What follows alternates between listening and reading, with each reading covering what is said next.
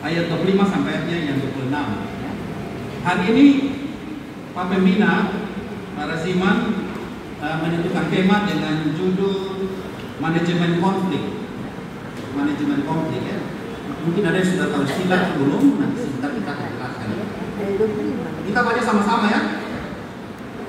Ya, Matius 5 ayat 25 sampai 26. Ada yang punya TB2? Ada bawa kitab TB2? Nanti kalau yang punya kitab TB2 baca sama saya 25. Dan yang kitab yang versi TB1 yang saudara punya di handphone atau kitab yang bawah, saudara boleh baca di ayatnya yang ke-6 ya. Oke. Kita baca dari ayat 25, yang punya TB2 baca sama-sama dengan saya. Matius 5 ayat 25. Segeralah berdamai dengan lawanmu selama engkau bersama dia di tengah jalan, supaya lawanmu itu jangan menyerahkan engkau kepada hakim, dan hakim itu menyerahkan engkau, mengantarkan ke dalam penjara. Menyerahkan engkau kepada pengawal, dan engkau dilemparkan ke dalam penjara. Ayat 26. Aku berkata kepadamu, sesungguhnya engkau membayar utangmu. Iya, saudara-saudara yang kasih, hari ini temanya manajemen konflik ya. Apa itu manajemen konflik? Manajemen konflik adalah upaya untuk mencegah, mengelola, dan menyelesaikan konflik dalam suatu lingkungan kerja atau organisasi. Ya. Tujuannya apa? Manajemen konflik ini tujuannya gini, untuk meminimal dampak negatif konflik. Jadi untuk minimal ya, artinya mengurangi dampak konflik dan memaksimal potensi positif yang muncul dari konflik yang terjadi. Jadi konflik itu sebenarnya wajar ya dalam kehidupan saudara saya. Kenapa wajar? Karena konflik itu memiliki tahap-tahap yang harus kita lalui ya, yang tepat ya.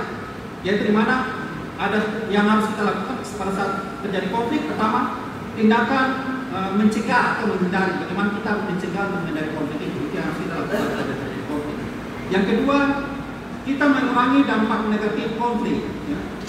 Jadi kita mengurangi dampaknya, jangan sampai tersebar kemana-mana, khusus konflik kita aja. Yang ketiga, kita mencari solusi yang adil dan berkelanjutan untuk konflik. Jadi harus ada solusinya.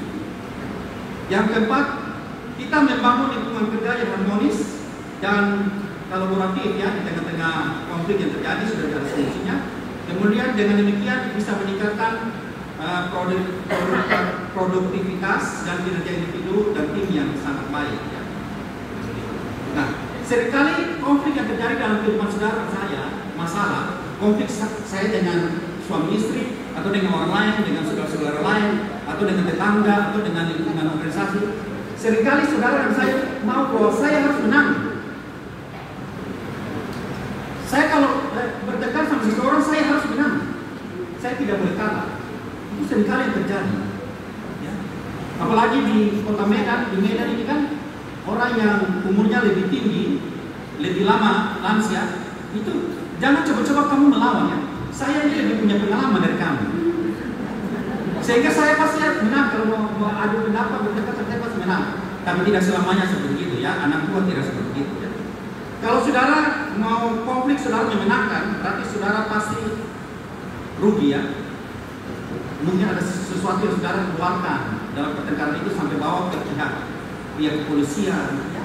Itu mengeluarkan duit yang cukup banyak ya, tenaga, waktu, dan juga berakibat bahwa mengorbankan pihak orang lain yang mengalami konflik dengan saudara. Yang paling penting sesuai Alkitab, prinsip Alkitab untuk manajemen konflik, bahwa ketika terjadi konflik, yang pertama sebagai orang Kristen anak Tuhan, yang harus kita utamakan adalah pengampunan. Itu paling penting. Pengampunan. Dimana ketika ada orang yang berkonflik dengan kita harus mengampuni dia. Yang kedua, kita harus menciptakan rekonsiliasi, artinya bahwa kita panggil dia sama-sama untuk terbuka, duduk bersama untuk menyelesaikan. Ya. Yang ketiga, kita harus sebagai orang Kristen yang mengikuti Alkitab harus rendah hati. Artinya bahwa ini, kadang-kadang konflik itu kita hanya melihat dari sisi kita. Kita tidak melihat dari sisi orang tersebut atau pandangan orang lain yang menurut mereka lebih baik. Jadi kita harus juga rendah hati, jangan kita egonya berlebihan sampai kita akhirnya mau bahwa pendapat kita itu saja yang benar.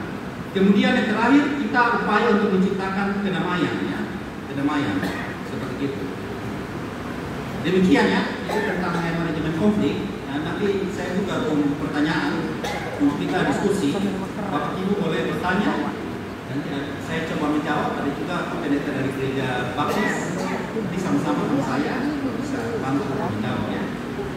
Oke, silakan.